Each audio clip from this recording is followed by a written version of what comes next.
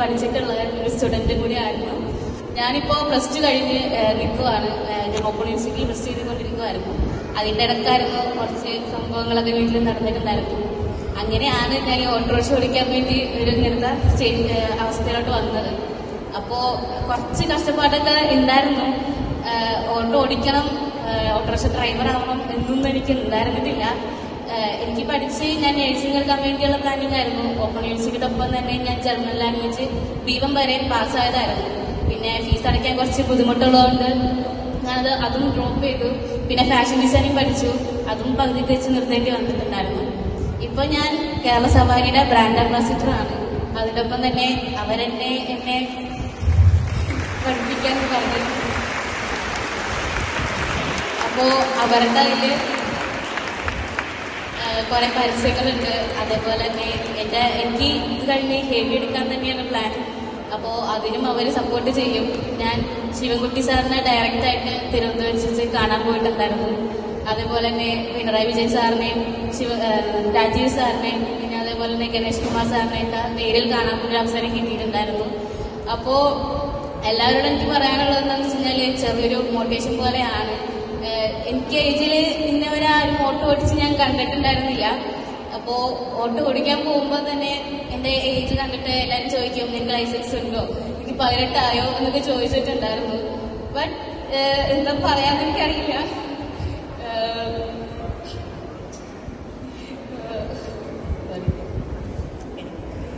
ചെറിയൊരു മോട്ടിവേഷൻ പോലെയാണ് ഞാൻ വന്നിട്ടുള്ളത് പറയാൻ. കാരണം ഈ ഏജിൽ ഇത്രയും കഷ്ടപ്പാട് അനുഭവിക്കണം ഞാൻ മാത്രമല്ല, ഒരുപാട് പിള്ളേരും കുറേ പേര് ഇതേപോലെ ഉണ്ടാവും.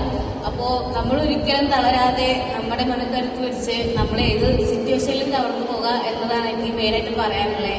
പിന്നെ ഏറ്റവും മെയിനായിട്ട് എനിക്ക് ഇവിടെ നിൽക്കാനും എല്ലാത്തിനും എൻ്റെ മാതാവ് തന്നെയാണ് എന്നെ അനുഗ്രഹിച്ചത്. കാരണം എനിക്കങ്ങനെ ഫ്രണ്ട്സും കാര്യങ്ങളൊക്കെ ഭയങ്കര കുറവുള്ള ആളാണ് ഞാൻ.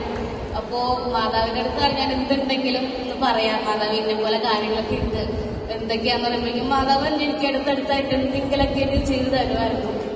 അപ്പോൾ അങ്ങനെ പോയിക്കൊണ്ടിരുന്നപ്പോഴായിരുന്നു നമ്മുടെ ജനതയിലുള്ള നസൂർ എന്നതിൽ ഞാൻ ഓട്ടോ ഓടിച്ച് നമ്മുടെ ഇവിടെ വിശ്വാസപിതാവിൻ്റെ നേർച്ചയിലേക്ക് ഓട്ടോ ഓടിച്ച് ഞാൻ കോതാട് പോയപ്പോഴായിരുന്നു ഇക്കാനെ കണ്ടതും ഇക്കൻ്റെ വീഡിയോ എടുത്തു, വ്ലോഗ് ചെയ്ത് പോസ്റ്റ് ഇട്ടപ്പോൾ തന്നെ ഫസ്റ്റ് ഡേ തന്നെ 1 മില്യൺ അടിച്ചു. പിന്നെ 55 ലക്ഷം ആൾക്കാർ കണ്ടിട്ടുണ്ടായിരുന്നു. പിന്നെ കുറേ ന്യൂസ് ചാനൽസിലും അതേപോലെ തന്നെ പത്രങ്ങളിൽ നിന്നൊക്കെ വന്നു എന്നെ കുറേ ഇന്റർവ്യൂസ് ഒക്കെ എടുത്തിട്ടുണ്ടായിരുന്നു. എൻ്റെ പേര് ഗൂഗിളിൽ നോക്കിക്കഴിഞ്ഞാൽ കാണാൻ പറ്റുന്നതാണ്.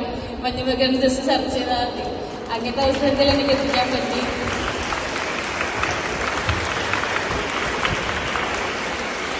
ഞാൻ ജീവിതത്തിൽ പ്രതീക്ഷിച്ചിട്ടുണ്ടായില്ല ഇതേപോലൊരു വേദിയിൽ കയറാനോ ഇങ്ങനെ എല്ലാവരും കാണാൻ പറ്റുമെന്ന് ഞാൻ ഓർത്തിട്ടുണ്ടായിരുന്നത് കാര്യമായിരുന്നു. ബട്ട് മാതാവാണ് എന്നെ ഈ ഒരു അവസരം കൊണ്ടു തന്നതൊക്കെ. അപ്പോൾ എനിക്ക് പറയാനുള്ളത്, നമ്മൾ എത്ര കഷ്ടപ്പാട് അനുഭവിച്ചാലും നമുക്കൊരു വഴി ദൈവം ഏതെങ്കിലുമൊക്കെ വഴി കാണിച്ചു തരും. അപ്പോൾ നമ്മൾ അത് അന്വേഷിക്കുക, അത് കണ്ടെത്തുക ഒക്കെ ചെയ്യാം. പിന്നെ പാരൻസിനോട് എനിക്ക് കാര്യം പറയാനുള്ളത്, എൻ്റെ പാരൻസ് എന്ന് വെച്ചാൽ എൻ്റെ ബെസ്റ്റ് ഫ്രണ്ട് പോലെ തന്നെയാണ്. ഞാൻ എന്തുണ്ടെങ്കിലും അവരുടെ അടുത്ത് പോയിട്ടായിരിക്കും ആദ്യം പറയാം, നമുക്ക് ഇന്ന പോലെ കാര്യങ്ങളുണ്ട്, എന്താ ചെയ്യാം. ഇപ്പം എന്ത് പ്രശ്നം ഉണ്ടെങ്കിലും അവരെൻ്റെ കൂട്ടുകാരെ പോലെ തന്നെ സംസാരിച്ച് സോൾവ് ആക്കി തരാറുമുണ്ട്. അതുകൊണ്ട് തന്നെ എനിക്ക് വേറെ കൂട്ടത്തിലോട്ടോ വേറൊരു ഫ്രണ്ട്സ് ഇതിനകത്തോട്ടോ പോകേണ്ടി വന്നിട്ടില്ല. അത് തന്നെയാണ് നമ്മുടെ മെയിൻ ഹൈലൈറ്റ് എന്ന് പറയുന്നത്. കാരണം പാരന്റിങ് അതൊരു കുറച്ച് ഇപ്പം പ്രോബ്ലം ആയിട്ടുള്ള കാര്യങ്ങളാണ്. കാരണം എങ്ങനെയാണ് അവർ നോക്കുന്നത്, അതേപോലെ തന്നെ എന്താണെന്ന് വെച്ച് കഴിഞ്ഞാൽ പിള്ളേർ എന്തെങ്കിലും പറയാൻ പോയി കഴിഞ്ഞാൽ അവർക്ക് ചൂടാവുക, അതുപോലെ അവർ പറയണത് കേൾക്കാതെ നമുക്കെല്ലാം അറിയാം എന്നുള്ള രീതിയിൽ തിരിച്ചു പറയാം. ബട്ട് നിങ്ങളൊന്നും അവരുടെ കൂടെ നിന്ന് അവരുടെ രീതിയിൽ നിന്ന് സംസാരിക്കുമ്പോൾ അവർ നമ്മളോട് എല്ലാം ഓപ്പണായിട്ട് പറയാൻ പറ്റും. ഇപ്പൊ എന്തെങ്കിലും കൂട്ടായിട്ട് പോയിട്ടുണ്ടെങ്കിൽ പോലും അവർ നമ്മളോട് പറയുന്നത് കൂട്ടായിട്ട് വന്നിട്ടുണ്ട് അമ്മേ എന്താണെന്ന് വെച്ചിട്ടുണ്ട്. കാരണം ഞാൻ അങ്ങനെ ആയിരുന്നു. ഇപ്പൊ എൻ്റെ ഫ്രണ്ട്സ് വിളിച്ചാലും ഞാൻ സ്പീക്കർ ഫോണിലിട്ടായിരിക്കും സംസാരിക്കണേ. അതുകൊണ്ട് എൻ്റെ എല്ലാ കാര്യങ്ങളും വീട്ടുകാർക്ക് അറിയാൻ പറ്റും. അത് തന്നെയാണ് ഏറ്റവും വലിയ കാര്യം. പിന്നെ ടീച്ചേഴ്സിനടുത്ത് വെച്ച് കഴിഞ്ഞാൽ ടീച്ചേഴ്സും നമ്മുടെ ബെസ്റ്റ് ഫ്രണ്ട് ആയിരിക്കണം. കാരണം നമുക്ക് ഏറ്റവും കൂടുതൽ ഓപ്പണായിട്ട് സംസാരിക്കാൻ പറ്റുക നമ്മുടെ ടീച്ചേഴ്സിനോടായിരിക്കും.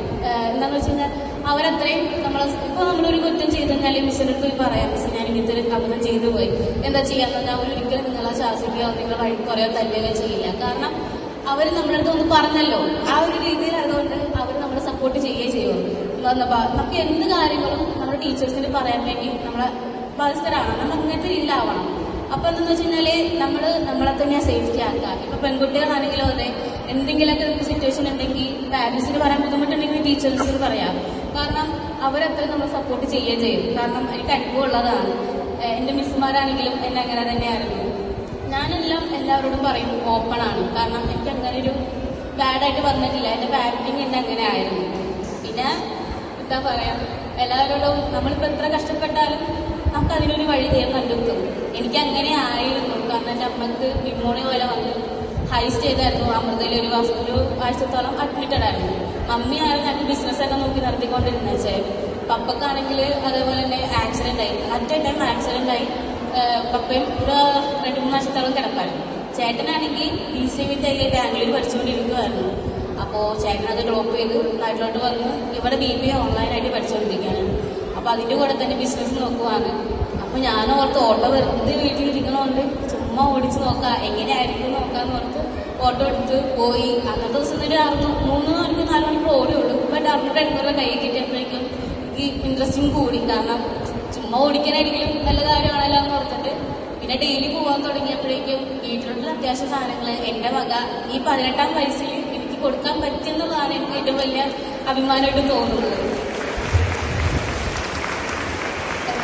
എൻ്റെ ഫ്രണ്ട്സ് ആണെങ്കിലും അതെ, എല്ലാവരും പഠിക്കാനും പോകുമ്പോഴത്തെ എനിക്ക് വിഷമം വരാറുണ്ട്. എനിക്ക് കോളേജിൽ പോകാൻ പറ്റിയിട്ടില്ലല്ലോ, എനിക്ക് കോളേജിൽ പോകണം എന്ന ആഗ്രഹം ഉണ്ടായിട്ടുണ്ട്. കാരണം വീട്ടിലെ സ്ഥിതി കാരണം ഞാനത് അഡ്ജസ്റ്റ് ചെയ്ത് പോയി.